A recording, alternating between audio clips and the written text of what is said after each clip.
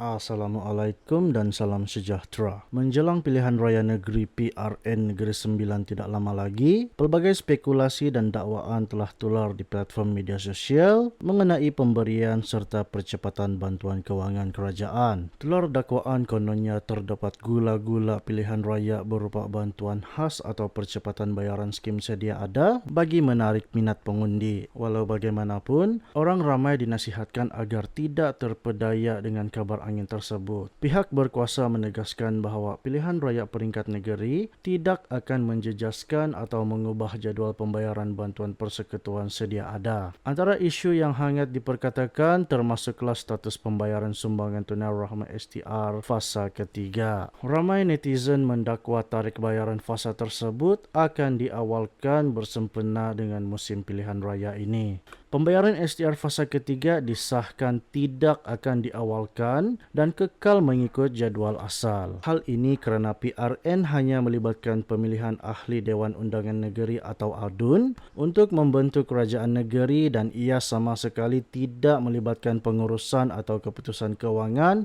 di peringkat kerajaan persekutuan. Meskipun tiada bantuan khusus sempena pilihan raya, terdapat satu bantuan rasmi yang kebetulan tarikh pembayarannya jatuh pada hari pengundian PRN Negeri Sembilan, iaitu pada 1 hari bulan Ogos. Bantuan tersebut ialah sumbangan asas rahmah ataupun SARA bagi fasa bulan Ogos. Pembayaran SARA bulanan ini akan diteruskan seperti biasa untuk semua penerima yang layak. Selain itu, bagi penerima yang tersenarai dalam kategori IKASI miskin dan miskin tegar, mereka bakal menerima penambahan amaun bantuan bulanan mengikut kategori yang ditetapkan. Bagi menjelaskan kekeliruan amaun, penerima IKASI di bawah miskin dan miskin tegar akan menerima kadar bayaran yang berbeza berbanding penerima STR biasa. Melalui penambahan amaun ini, kategori isi rumah akan menerima peningkatan kadar daripada RM100 kepada RM250. Bagi kategori warga emas tiada pasangan, jumlah bantuan adalah sebanyak RM150. Manakala bagi kategori individu bujang pula, kadar bantuan yang ditetapkan adalah sebanyak RM100. Selain isu STR, terdapat juga hantaran di media sosial yang mengaitkan bantuan khas negeri Sabah seperti bantuan syukur Sabah atau sentuhan kasih rakyat negeri Sabah dengan pilihan raya ini. Dakwaan bahawa bantuan tersebut akan dipercepatkan sempena PRN Negeri Sembilan adalah tidak benar sama sekali. Kedua-dua skim bantuan tersebut dibiayai sepenuhnya oleh Kerajaan Negeri Sabah khusus untuk rakyat negeri Sabah sahaja dan langsung tidak mempunyai sebarang kaitan dengan proses pilihan raya di Negeri Sembilan. Sebagai rumusan,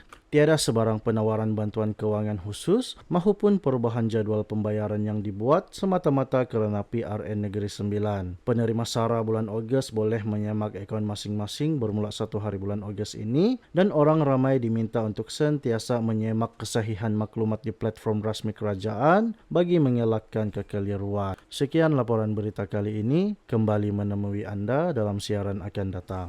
Itu sahaja laporan kami pada hari ini. Sekian, terima kasih. Teruskan bersama kami untuk berita terkini dan bantuan lanjut.